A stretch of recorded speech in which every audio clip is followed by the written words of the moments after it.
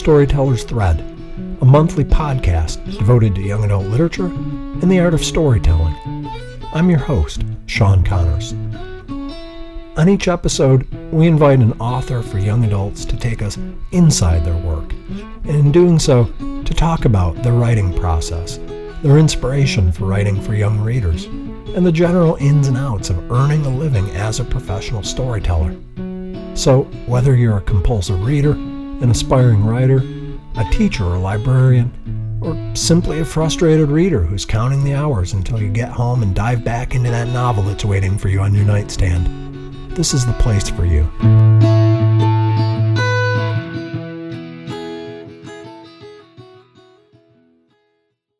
Hello everyone, and welcome to the Storyteller's Thread podcast. It's February 1st, 2019, and I'm your host, Sean Connors. At this point, we're deep into winter, but I keep telling myself that spring's just over the horizon, so hang in there and know that the cold and snow and ice can't last forever. This month, I'm talking with An Na, the critically acclaimed author of several books for young adults, including her novel, A Step from Heaven, which won the Printz Award.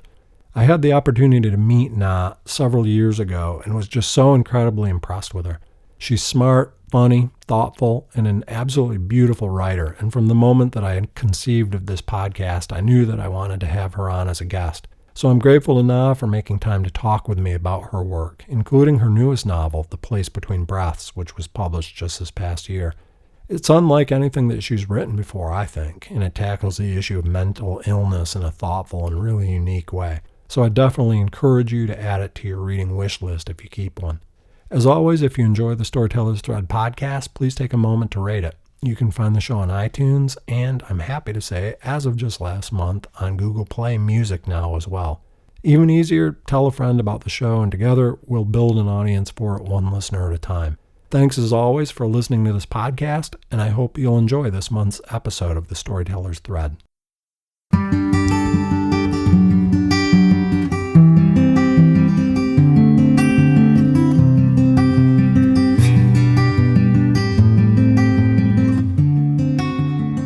Several years ago, at the advice of a friend, I sat down to read An Na's A Step from Heaven. It's a slim book made up of a series of vignettes that tell the story of a Korean family that immigrates to the United States in pursuit of a dream that continues to capture the imaginations of people from around the world, the promise of stable work, the chance to provide for one's family, and the opportunity to secure a better future for one's children. Hours later, after I'd set the book down, I intuitively sensed that reading it had somehow changed me. That's the power of good storytelling. Author An Na was born in Korea, but grew up in San Diego, California. A former middle school teacher, she turned to writing fiction after she took a course on young adult literature in college. Since then, An has written several books for young adults, including Wait for Me, which was published in 2006, and The Fold, published 2 years later in 2008. This past year, An published The Place Between Breaths, a novel that takes readers on a dark journey inside a young woman's struggle with hereditary schizophrenia. While all of her books have received critical acclaim, An is perhaps best known for A Step from Heaven, which earned the American Library Association's prestigious Michael L. Printz Award in 2002. A Step from Heaven takes readers inside the immigrant experience, offering them a glimpse into the heavy toll that pressure to assimilate can exact on immigrant children who find themselves caught between two cultures. The novel also reads like a love letter to immigrant parents whose sacrifices on behalf of their children leave them with only memories of a long, distant home. Reading A Step from Heaven, I'm reminded of the poem I Ask My Mother to Sing by the Chinese-American poet Li Young Lee. She begins, and my grandmother joins her. Mother and daughter sing like young girls. If my father were alive, he would play his accordion and sway like a boat. I've never been in Peking or the Summer Palace, nor stood on the great stone boat to watch the rain begin on Kunming Lake, the picnickers running away in the grass. But I love to hear it sung. how the water lilies fill with rain until they overturn, spilling water into water, then rock back and fill with more. Both women have begun to cry, but neither stops her song.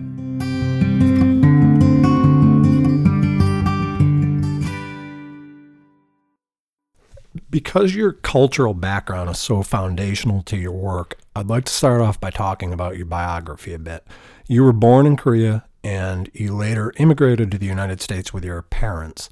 How old were you when your family left Korea? I was 4 years old when we left Korea. Do you have memories now as an adult of your childhood there? I definitely have very kind of impressionistic memories, not really super clear, but definitely distinct moments of being with certain family members, being with my dog, just locations. They're kind of just very fleeting images, but they're not really deep, long memories. What motivated your parents to leave Korea and immigrate to the United States? So my aunt initially married an American GI when he was stationed abroad in South Korea.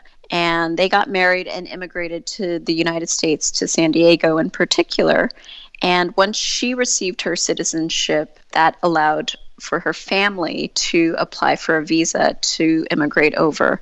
And I didn't realize this, but during the 70s, late 60s, into even kind of the early 80s, there was a huge, migration of Korean immigrants because the United States had a kind of exchange with South Korea. They were opening the borders to them. And since then, it's kind of slowed down for sure. So there you see a huge migration of Koreans during that kind of 70s era. Then your parents were part of that. Yes. So we immigrated in 74 and moved right to my aunt's house, moved right in with her, and kind of settled in San Diego for the rest of my childhood. So how did you experience that move as a child? Was that difficult for you? It was. I do remember my dog being taken away. I think one of the longest and kind of deepest memory that I do have of Korea is watching my dog leave and being very upset, and my father telling me that Mishi, my dog, was going to be going to a farm and she'd be so happy to run around and she wasn't going to be in the city anymore. And so he was trying to paint a little bit of a idyllic picture for where she was going. And I just was bereft. So that was one of the kind of keen memories that I had of leaving.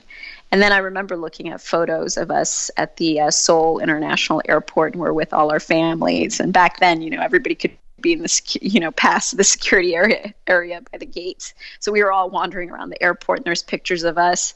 There's different, I think there were different photographers who took photos of families because this was kind of a trend. There were families leaving for the United States and immigrating. So I remember they had pictures of us with all our family members gathered to wave us goodbye. You said you were 4 when you immigrated. As you settled into life in a new country, was that challenging? Was that difficult? That was, and a lot of my first kind of clear memories of being in the United States. And one of the other things I remember really clearly, which I wrote a vignette about in A Step from Heaven, was the fact that my mom told me that Americans had curly hair. And so we went to a beauty salon and got my hair permed. And so I remember being in the United States, as a child and having curly hair and thinking that was odd, but that I was American now. So, and a lot of my early memories at first, I want to say the first year to 2 years, I remember being in kindergarten. I remember seeing my kindergarten teacher, and there was just no sound. And I realized later on this was because I probably couldn't understand a word they were saying to me. But I remember their faces and I remember the kids, but I don't remember any kind of verbal interaction with them. Did that experience of coming from an immigrant family get easier as you grew older and entered high school? I think it was, for me, it was challenging at the beginning. And then once I gained the language skills, it eased up some. But I still remember, even in my elementary school days, running away from kids who were taunting me, who were calling me names and pulling back their eyes. So there was a lot of racism, especially because we lived in a pretty homogenous lower middle class community, and it was a part of my life. I was very quiet because I didn't want to draw attention to myself.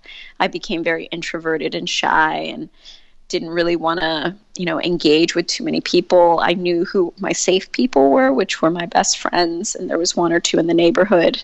So those were the people I socialized with. And it wasn't until probably more like fifth or sixth grade when finally in San Diego there was a Korean church that started. For the most part, during the early 80s, most of the Korean churches and the larger Korean community were based in Los Angeles. And so finally there was a Korean church in San Diego. And I remember meeting all these Korean families that had basically traveled, within an hour radius to try to meet other Koreans. So it became a real cultural and community center for us. So there I could be myself. I could be loud. I could be I didn't have to excuse my parents. I didn't have to think about the kinds of food we were eating in front of other people. It was just a very comfortable space and a safe space for me to grow up. So that was kind of my little bifurcated identity. I was really quiet and shy within my American school. And then at my Korean community, Sunday school, I was myself. I was loud. I was gregarious. I was social. I had a lot of friends. So it was a really different, it was kind of like, oh, it's weekend Anna versus weekday Anna. Well, and I would think that it's difficult, and you address this in your novel, A Step from Heaven, that you're essentially navigating two cultures, home and in your local community, and then another culture when you go out to school and in the world outside of your neighborhood. It's got to be really difficult. I think it was mostly the transition between being in the home and having certain rules that were very Korean and based around culture and patriarchy, and then being in an American school system where a lot of individualism and questioning and those kinds of values were emphasized versus what you were expected to do at home. And certainly gender roles were very clearly established in the home, whereas outside of the home, in the school and with friends, that was much more kind of questioned and challenged. So that was a little interesting in terms of growing up. There was never a feeling of, I'm just myself. There was always, if I was with my parents, I was too American. If I was with my American friends, I was certainly too Korean. And so there was this kind of always this back and forth, I guess a bit of code switching, as some would say. That's just becomes a part of how you relate to your daily life. Well, I've heard you talk in the past about the challenge that comes with occupying the space of the hyphen, right, Korean American, and existing in that space between those two. Right. And I think that's kind of where a lot of immigrants and a lot of people of color who have to negotiate cultural identity with maybe an American identity that's supposed to be a certain way. I think we all kind of live in that no man's land or borderland or marginalized space where we just can't always feel comfortable one way or the other. And I think as I've grown older and also as times have changed, that's really has been a significant difference. People are more understanding of that and definitely much more open to speaking about it, to hearing about it, to reading about it. It's just one of those things that's definitely opened up and changed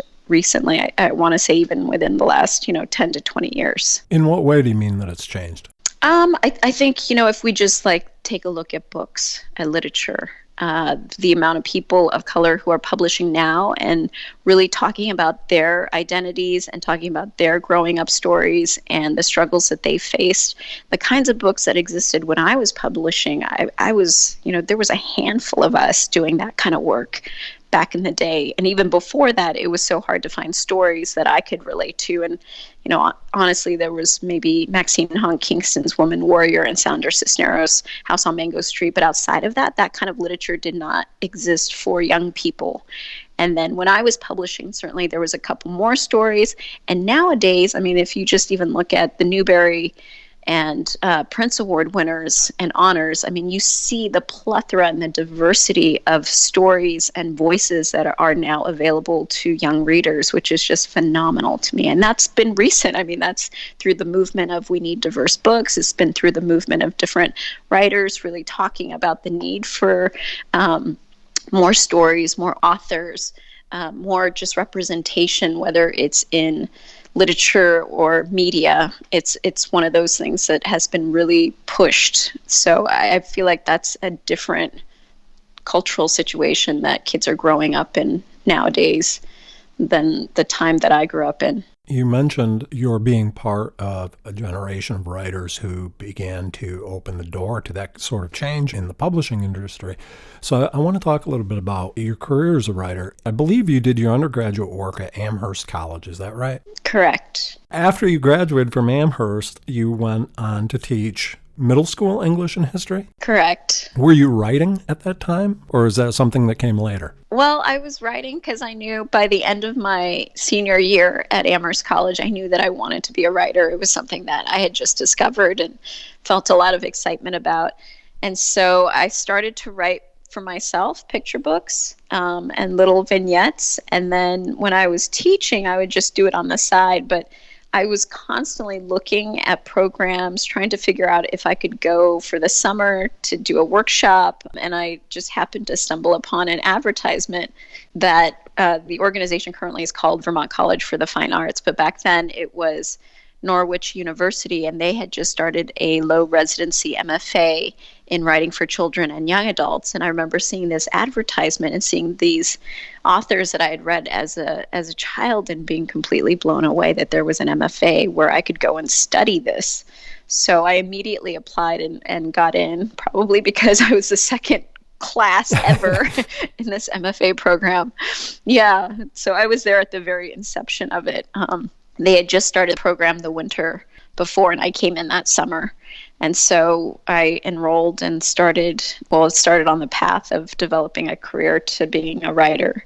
And that's where I met my first mentor, Jacqueline Woodson. I met Norma Fox Mazer, Brock Cole. There were just, so many amazing writers at the time that I got to work with, and was just so excited to be able to be mentored by them and, established, especially with Jacqueline Woodson, a lifelong friendship, and now we're family. So it's one of those things I look back and it was probably the greatest gift I could have given to myself in terms of becoming a writer and having just wonderful community in that field. I talked with Elliot Schrafer on this podcast several months ago, and we talked about his making the move from initially setting out to write for an adult audience and then beginning to write for young adults. And he commented and he said, I'm embarrassed now, but he said initially that was difficult. He sort of felt like moving into the young adult market was almost like a second team, right? A demotion of sorts, right? But for you were interested in writing, it sounds like, for children and young adults right from the start. Right. And I kind of backed into it a little bit just because I thought I was going to be writing picture books.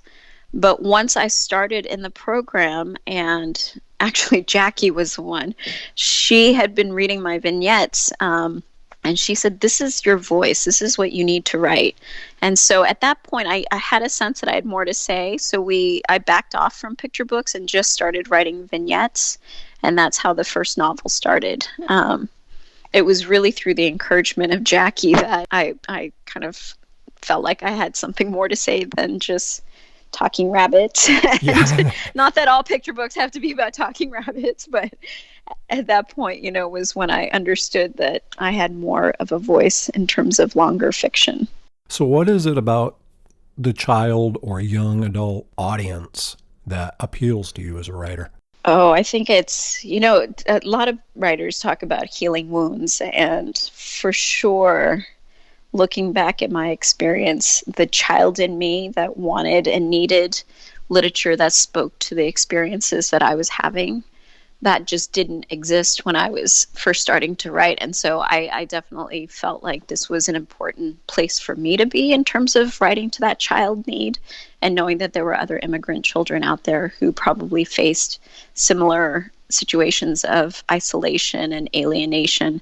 And so it made sense. And then the stories after that, whether, I feel like thematically a lot of my books deal with a sense of finding voice or identity within a situation where they can't always find firm ground.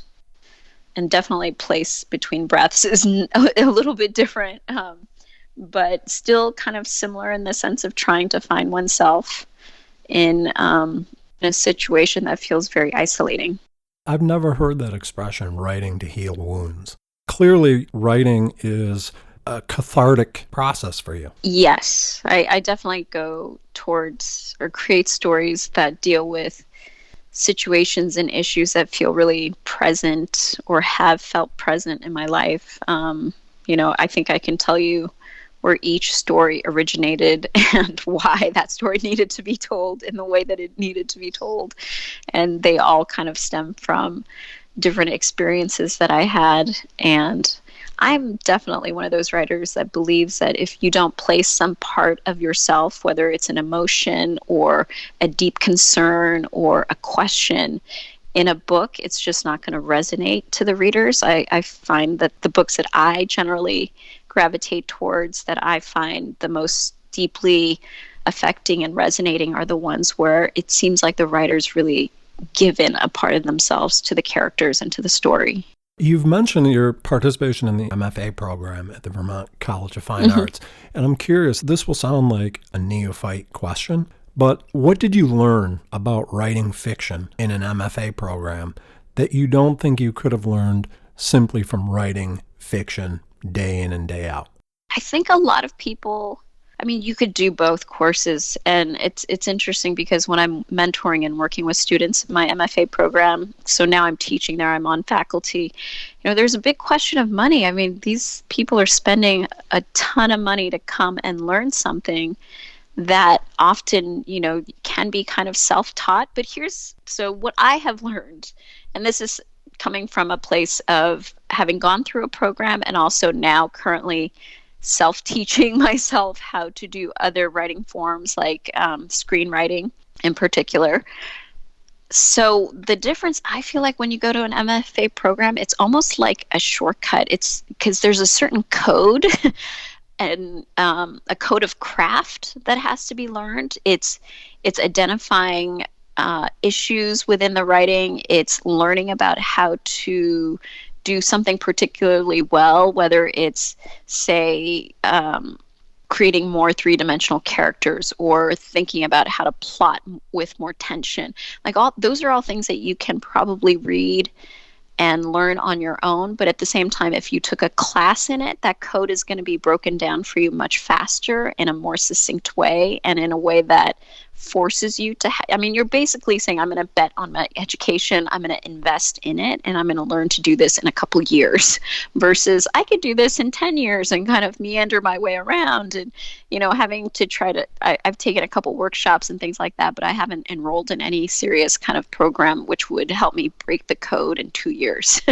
So I could do that on my own for sure and not spend the money, but I know it's going to take more time and the discipline will probably not be as strong because I haven't invested that kind of time, energy, money into learning how to do that craft really well. Well, and then there's the fact that you have the opportunity to work with people like Jacqueline Woodson. Right? Exactly. And learn from her. Exactly. When you think back on your experience initially working with her, what did you learn from Jacqueline that helped move your craft forward?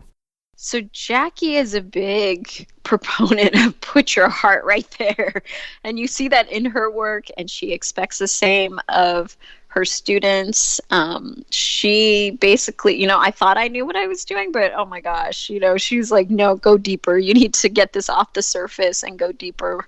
So for me, working with her, she taught me the form of vignettes. I want to say that some of the poetry that I gained in my language comes from reading Jackie's books and being mentored by her to really look for rich metaphors, to dig deeper into the heart of the story and really go into those darker and harder, sometimes emotional spaces. And so that kind of feedback is just priceless. If you can find a good reader and be able to have that experience, it's wonderful. But certainly when you're in that MFA environment, you're going to get, A.S. King or Matt de la Peña or myself or, William Alexander. These are all phenomenal writers that can help you kind of get to that next place by the feedback that they're giving you and teaching you. Beyond Jacqueline Woodson, are there other writers that have influenced your work? Well, the great benefit of also teaching at the MFA is that I get to sit in on lectures all the time. And it's funny because the whole faculty, they're so wonderfully supportive, but they're also so acutely open to knowing that there's so much more to learn.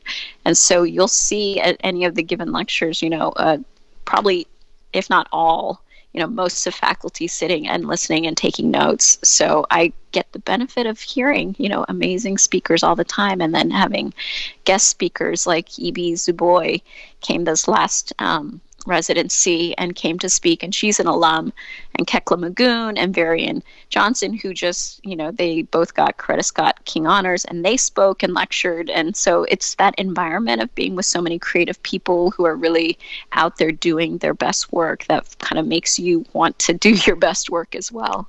From an instructor's position, someone who's worked now in an MFA program, I'm curious, in your experience, what's the biggest misconception that people who aspire to write for young adults have? Oh, I think that it's easy. Like what your friend Elliot Shraver, what he was thinking, like this is, second string versus first string. I mean, if you look at the literature, it's so not about first or second string. It's a different set of experiences. It's a different point of view. It's a different set of emotions that you're tapping into.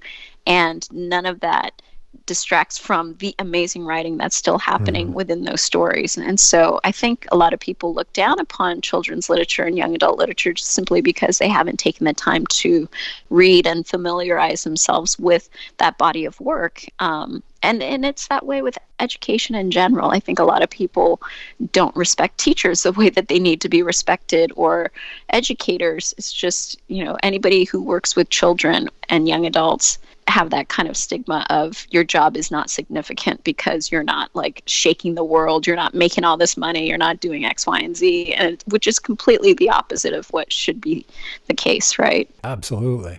You mentioned that writing for young adults, there's a different perspective, there's a different set of experience, but you said there's also a different set of emotions for that audience. How do you mean that?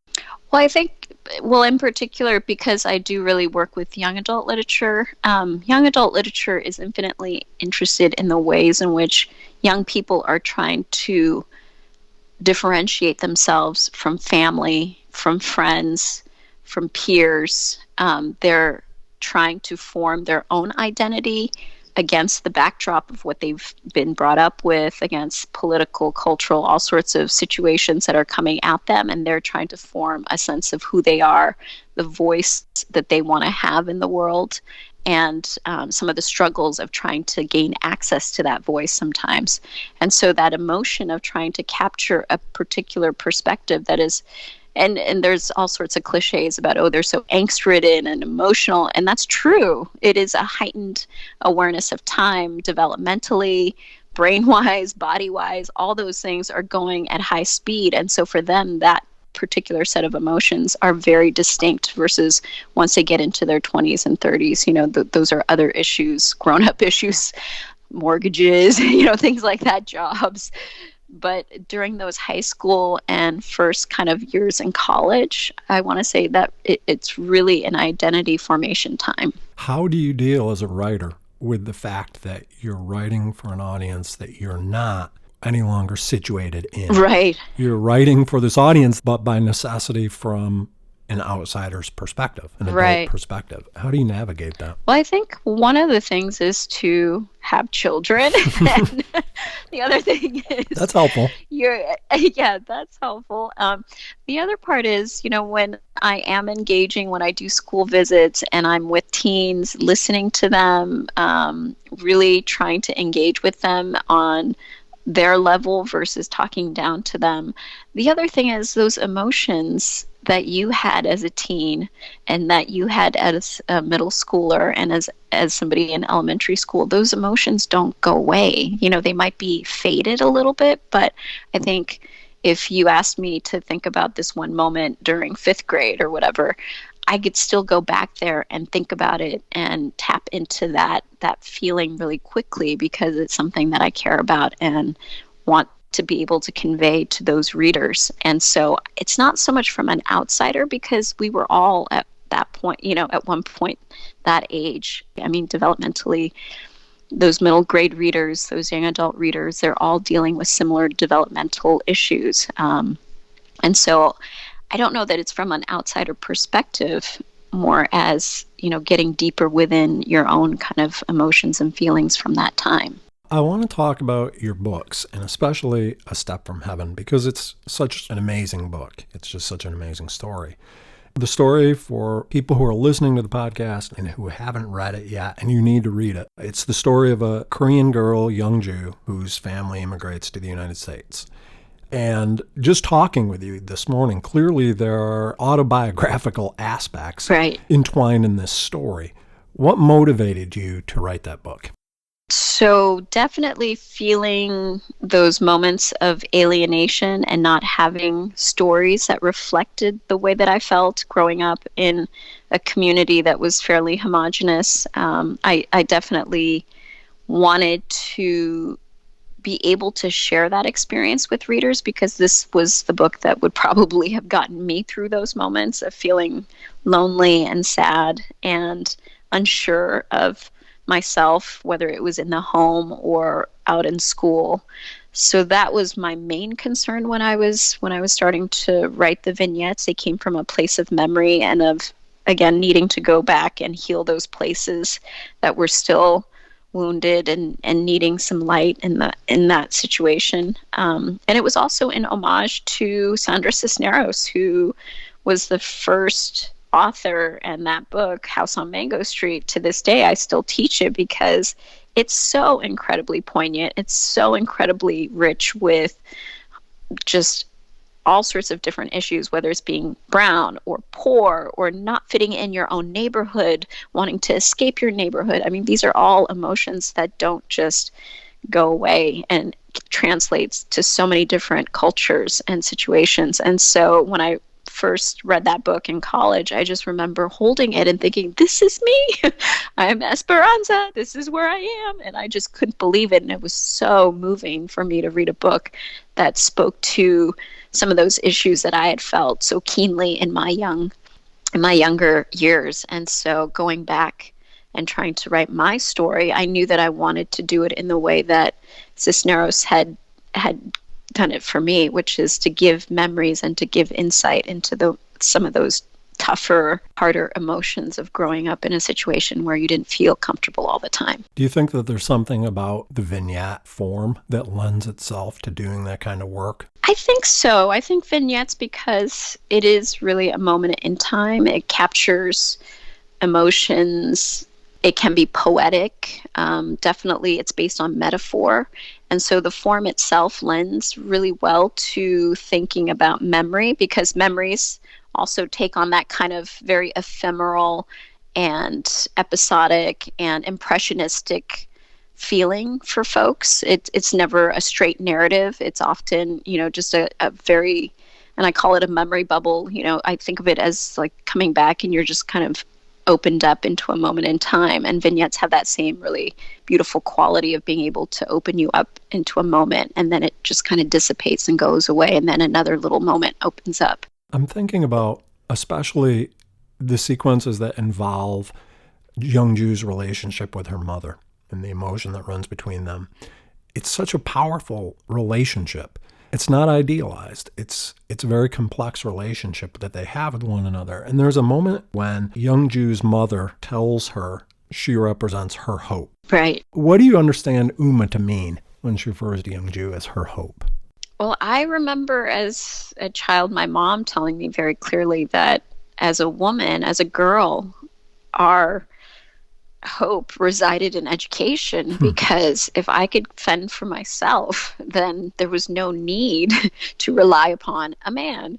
And here was a situation with my mother where she wanted to be more independent, but she was deeply dependent on my father for many things besides, just an income. It was also, he was her translator. He was the one who could navigate through all the English-speaking situations, whether it's immigration or taxes or whatever. And because she didn't have that education, it was really difficult for her to break away or to have any kind of conflict with him.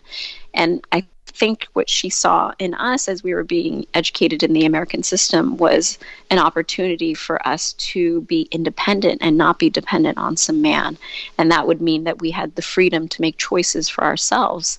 And so she would always, always tell us that this was the way for us to be happy and free, is through the education of going to college, of making a life for ourselves that was completely our own versus being chained essentially to a man.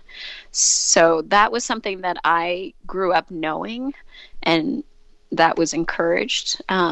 In the meantime, what was shown in the house was obviously different. I came from, this was a very patriarchal Confucius society. The top of the food chain was my father, and then it was the children and the wife. So it wasn't something that was modeled for me in action, but it was something that was taught to me very specifically by my mother with her girls, with myself and my sister.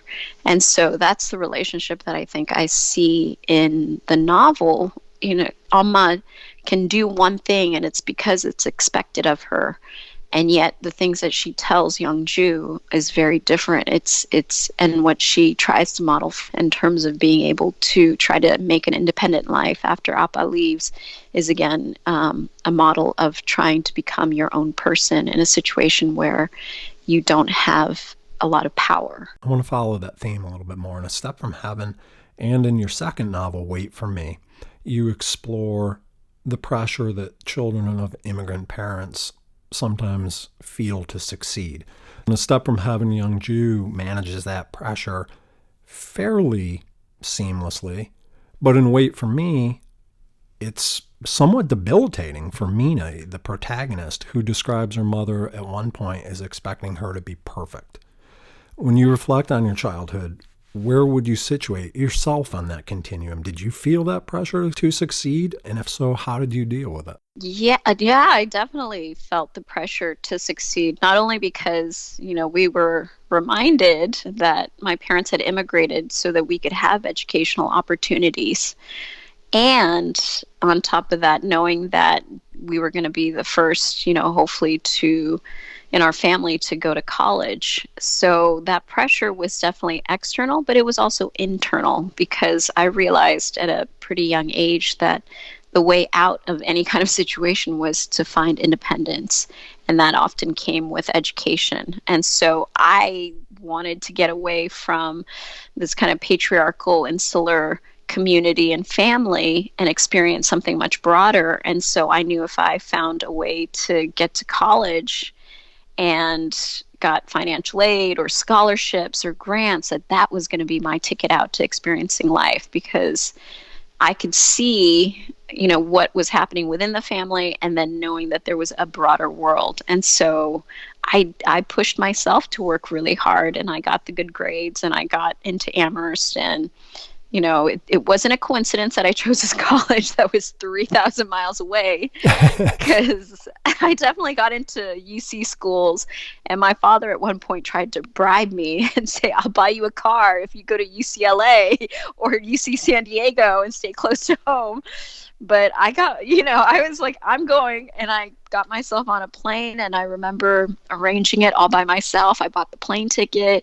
I got myself packed. I remember landing at Bradley International, and I'd read about how to get to the college. And so got the shuttle. I did all of that by myself. And I look back and I'm like, I was all of 17 years old. Just, it's the first time out of the San Diego community, and just got myself to college and situated. So it was, I look back and I'm like, boy, I was badass. So you were. Well, I didn't feel it at the time.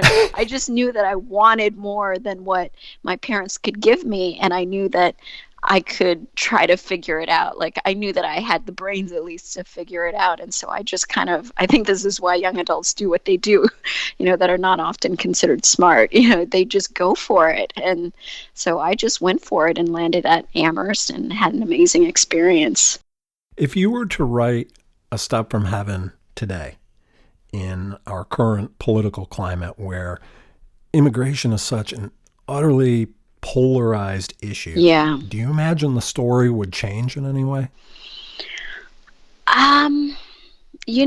I don't know. That's a good question, because I was just dealing with immigration with my mom. My mom never became a citizen. And she is currently in Korea and wants to retire there. But my biggest concern was that she was going to lose her permanent residency status.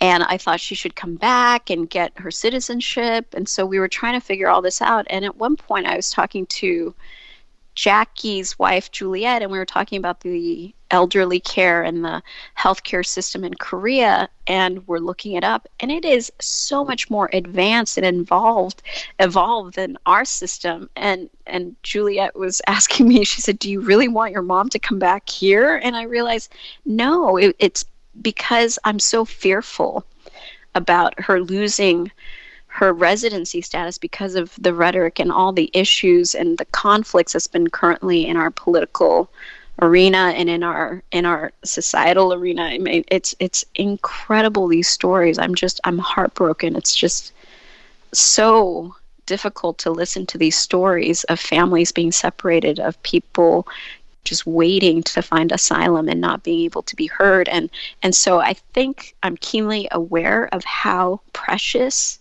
this residency status is to so many immigrants. And yet for my mom, it's not anymore, because she comes from a country that's, has developed beyond our situation, basically. It's so anyway, she's in Korea, happily retired. End of story. But I don't know. I think it's still a struggle. I think the struggle that I faced as an immigrant, if nothing else, has become more heightened and difficult for certainly the Latino population, where in California it's become such a, and I would say any of those bordering states, it's a huge deal. I mean, it is something that I think we're going to be dealing with for a long time, and hopefully politically that will change. But it's I think if nothing else, it makes me aware that there is so much racism still to deal with in those border states. Absolutely. And I don't mean to trivialize the story that you tell in A Step from Heaven. It very much resonated with me when I read that book, because it reflects the American dream. Right. That you come, you work hard, you are able to carve out a living for yourself. And there was a shared value around that story that today doesn't feel like that exists any longer, at least that shared ideal that we all have the opportunity to work hard and to be successful in life.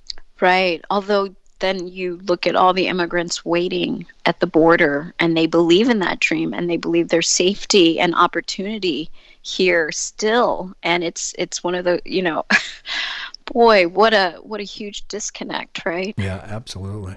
You published your fourth novel for young adults this past year, The Place Between Breaths. Yes. Compared to your earlier work, it's a very different book for you. Yes, and it's probably why it took me 10 years. Could you, for people who are listening who aren't familiar with The Place Between Breaths, could you share a synopsis of the story? Sure. It is a story about a young adult named Grace King who begins to suspect that she might be suffering from schizophrenia, which was the disease that claimed her mother. And as a young person, she's working in a lab where she's gotten an internship, and her father, since Grace's mother has disappeared, is looking for a cure.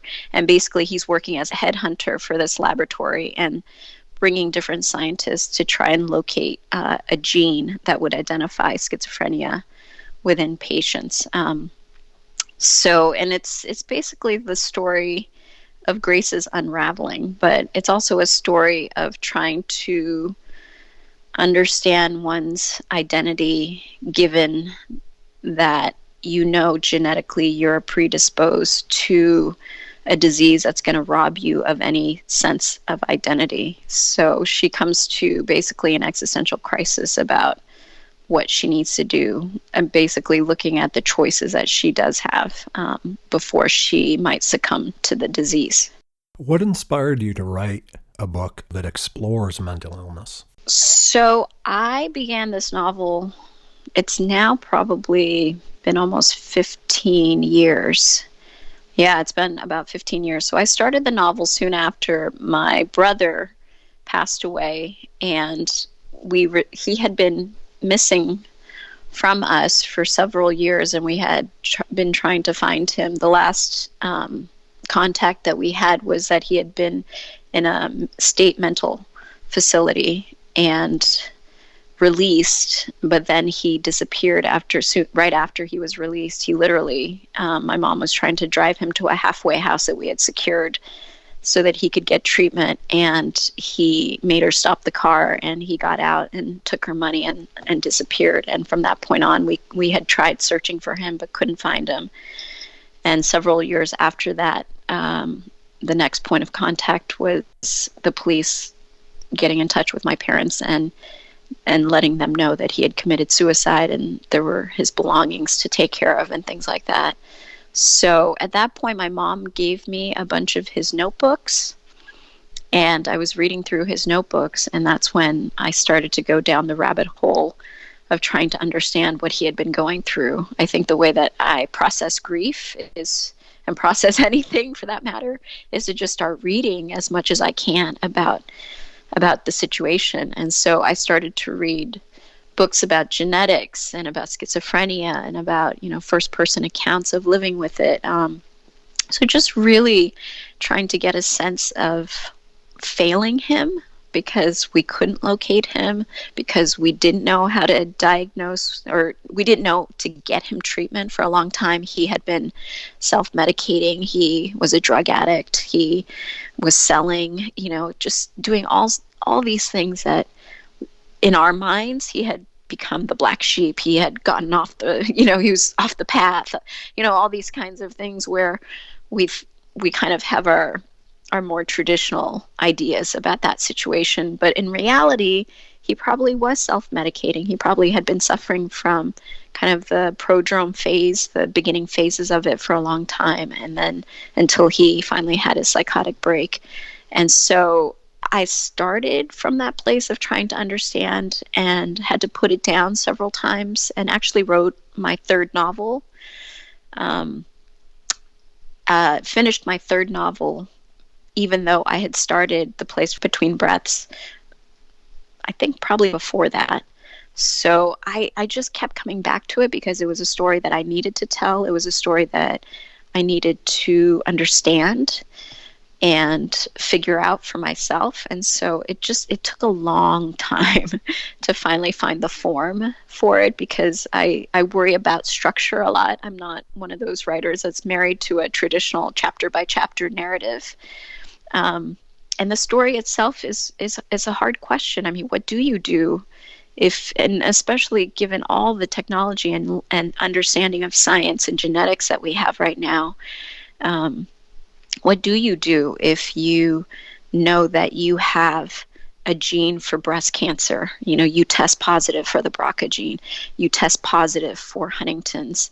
What do you do with that information, and how does that change the course of your life? Or maybe it doesn't. It's again, like, those kinds of questions are questions that we have never had to deal with before. And so trying to understand, kind of almost through survivor's guilt, like, why my brother and not me? Like, what happened? And clearly there's been mental illness in our family, but it was one of those things that got kind of hushed, as is the case in many cultures, especially Asian culture. So not being able to talk about it, I needed to write about it. So I just poured myself into that story and wanted to understand how Grace's life was going to be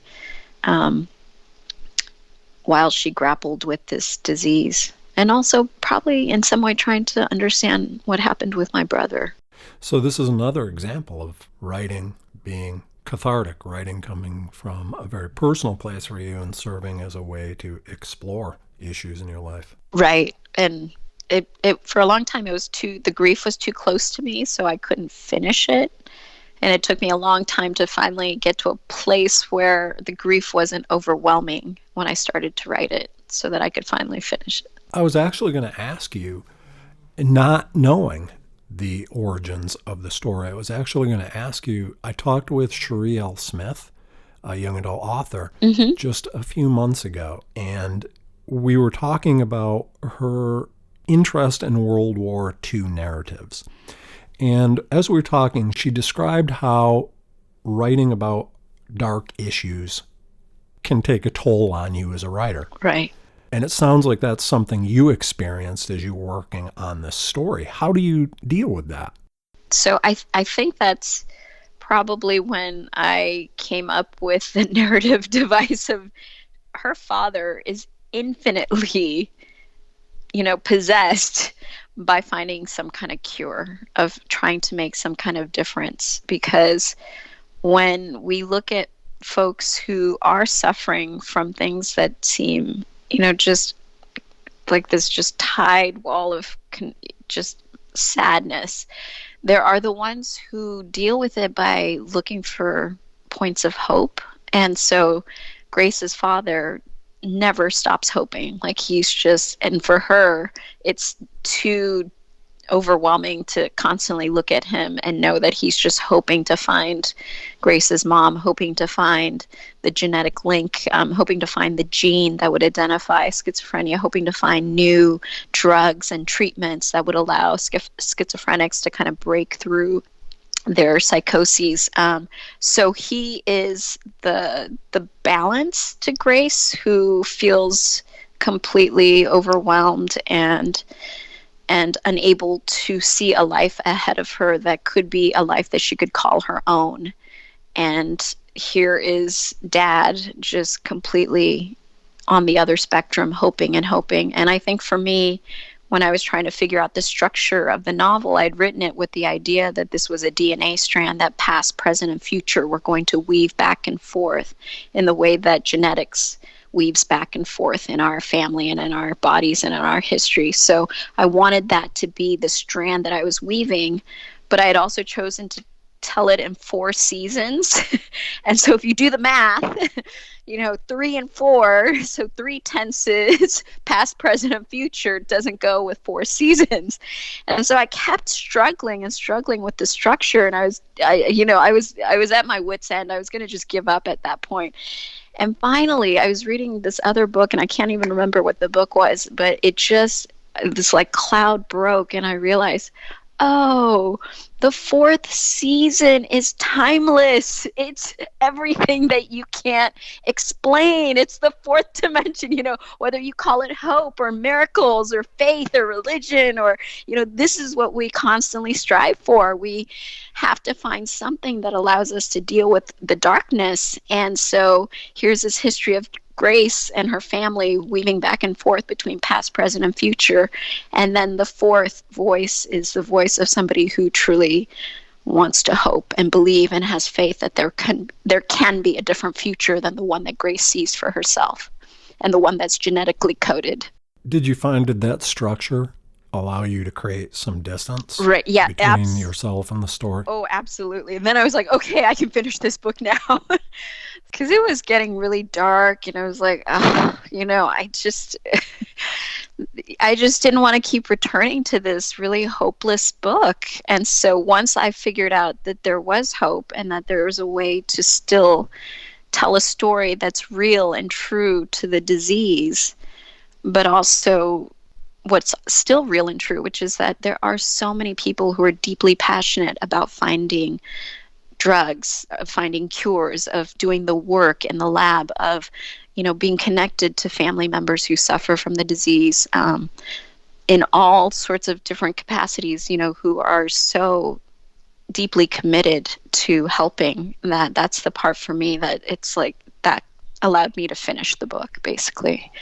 How did you settle on the title, A Place Between Breaths? Was that your decision, or was that the publisher's choice? Well, that was actually the so it was called The Middle Place, and it had always been called The Middle Place.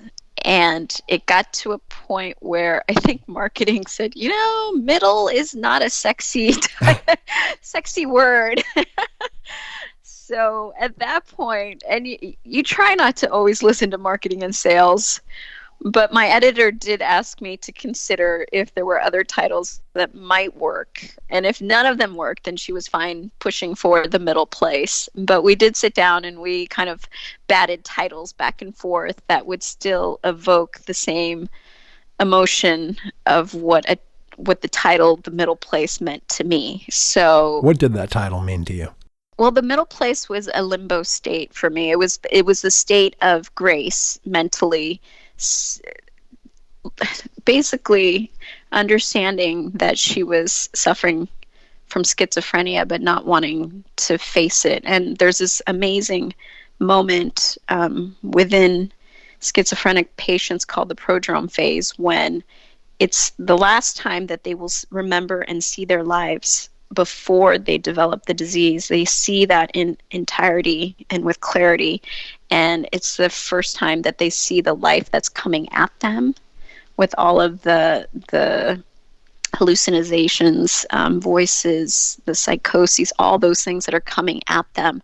And they kind of go back and forth. Sometimes they're lucid, sometimes they're not.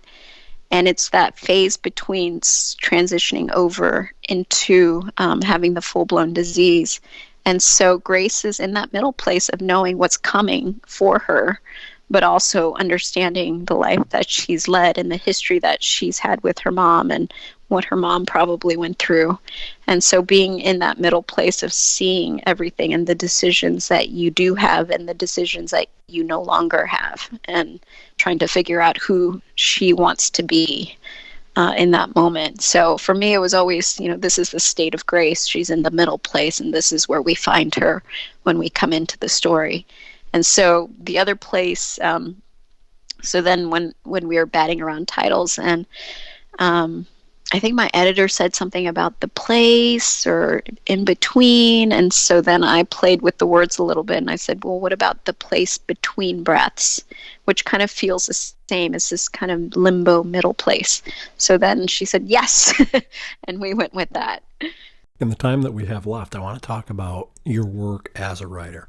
You've devoted a substantial part of your life to writing. Why do you write? Why do you continue to write? Ooh, sometimes you don't want to. I struggle. I struggle mightily. You do struggle. I do. Oh my goodness. I think any writer who tells you otherwise is just a big fat liar. And we're known to be big fat liars. So I think it's difficult. I mean, I think what a lot of writers really, really aim for and try to, it's almost like it's a high. It's being able to create a world and create a character out of nothing and live in that world. And when you're in it and everything is humming, it is just breathtaking. You want to stay there. But getting into that place is a struggle. And some people can do it more easily, and it just happens. And I think it's more of a struggle, and it takes more discipline. And I'm one of those people that just can't sit down. I have to listen to music. I have to have a certain chunk of time planned. I have to have it be quiet. I can't have other people around me. I'm a high maintenance writer that way. So you feel fear, anxiety at times when you sit down at your computer? Oh, absolutely. And I don't think that ever really goes away. I think it's why the writing still feels fresh. If it was boring, and then I would say that probably the writing is going to be boring. If it's not, for me as a writer, I need challenges. Like, I want to do things that I haven't done before. And I think that's why all of my books feel kind of different. So, I mean, they might thematically have similar connections, but in terms of form and story, I like to play. It's what keeps me interested and engaged. So this next book that I'm writing is completely different. It's a middle grade novel. It's something lighter, so that to bounce back from the place between breaths, it's a safe kind of lighter space for me to be in, which I'm enjoying. And then there, I would like to try to do a picture book, which I just wrote, and hopefully, cross your fingers, might go somewhere, but I just sent that to my agent. So for me, part of it is just play. It's really enjoyable to be able to play with story and characters, but it is really difficult. You mentioned the high that a writer can get, and I know what you're describing when you can feel that things are coming together and you're losing yourself in work. But from my experience, that's that's the small amount of time, right? That's in the infrequent part. How do you deal with the struggle of staring at the blank screen and what do I do next? I do a lot of reading and listening to music to feel inspired, to kind of like feel that heightened emotion, to get into that other space of being able to go there in the story. The other thing that I remind myself constantly is how grateful I am to be able to do this as my work. Like, I am so incredibly grateful that this is my job. Like, that's my struggle. Like, really, sitting down, writing stories, that's my struggle. So I'm very, I try to be humble about how real the struggle is. I laugh and joke about it, and it is hard, but honestly, like, I have the best job in the world. Like, just being able to mentor students, help them with their stories, write my stories, raise my kids growing up in a creative household. I feel like it's such a gift that I was given, that I try not to take it for granted. One last question for you. When you're in writing mode, what does a typical day look like for you? So put it another way, if you have a day to be creative, what does that entail from the time you get up to the time you sit down at your computer to the time you turn it off for the day? So generally it involves dropping my kids off at school. So first get the kids out of the way. No, so it's funny. I have to block time based on holidays and school vacations. And so if I'm writing a first draft, I know that in the fall, I have probably 2 solid months where they're in school and I can drop them off, get home, get my tea, sit down, either listen to music, draft what I'm working on, or have, pick up the draft that I've been working on from the day before. And then I sit down and I can write for a few hours. Take a break, maybe write a little bit more, definitely exercise in the afternoon, pick up kids. Like, I need that routine. Like, I need to be kind of on a treadmill that way in order to create new pages. Revision is a little bit different. I can break from it a little bit more easily, but first drafts are really difficult because that's where the most vulnerability as a writer comes in. So I try and really block time and say, this is my time and nothing interferes with that time. And the more I can kind of stay in that routine, the more that I can produce. So the discipline and structure is really important to you. Absolutely, because once the holidays hit, I'm like 2 weeks into baking cookies with kids.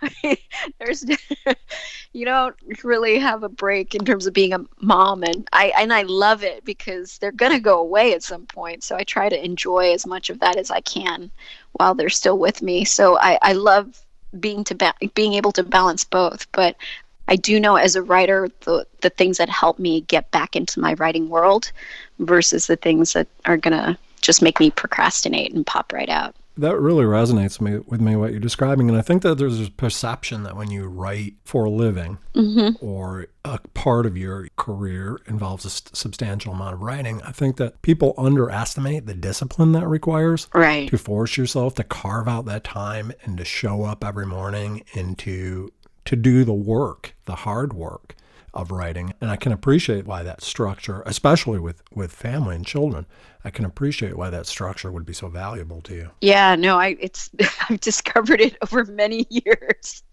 I think when you're alone or you're young, that structure doesn't matter as much. You're just taking care of yourself or maybe a partner. But as soon as kids hit, life just gets turned upside down in a good way. Hey, it's been delightful to talk with you. You're an amazing person. It was great to talk with you, Sean. So nice to visit again. And that's our show for this month. Thank you again for listening to this episode of the Storyteller's Thread podcast. If you did like what you heard, please do tell a friend about us. In the meantime, I look forward to seeing you back here next month when we'll continue to celebrate the craft of storytelling.